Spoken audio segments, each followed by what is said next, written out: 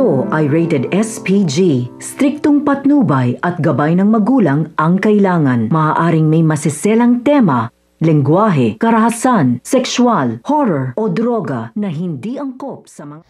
May kaunti pa rin ngang natitirang kabutihan ito ngang si Olivia dahil nga ay tinanggap niya pa rin nga itong si Emma bilang kasambahay nga nila.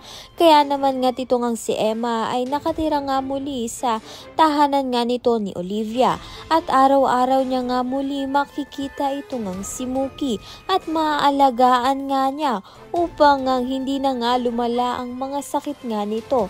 Nagawa-gawa nga lang nito ni Olivia. Habang naglilinis nga itong si Emma sa opisina nga nito ni Olivia ay makikita nga niya ang litrato nga nito ni Mookie nung bata pa nga siya. Kaya naman nga tagadagad nga niya itong pinakita kay Mookie at sinabi nga niya na wala nga raw siyang sakit noon nung bata pa nga siya at mukhang healthy naman nga siya.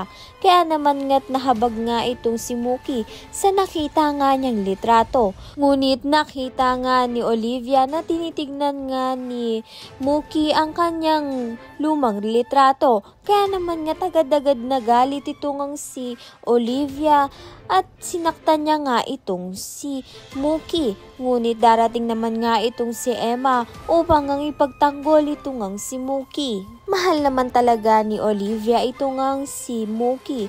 Kaya lang ay naging hindi nga maganda ang pag-iisip nga nito ni Olivia dahil nga ay maaga nga siyang nangulila sa mga magulang niya. Kaya naman nga't binubuhos na nga niya ang atensyon nga niya dito kay Mookie at ginagawan nga niya ng sakit upang hindi na nga siya iwan nga muli nito ni Mookie.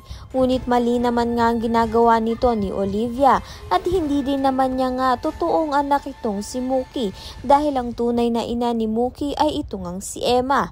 Ayan at iba pa ang dapat nating pakaabangan. Maraming salamat sa iyong panonood.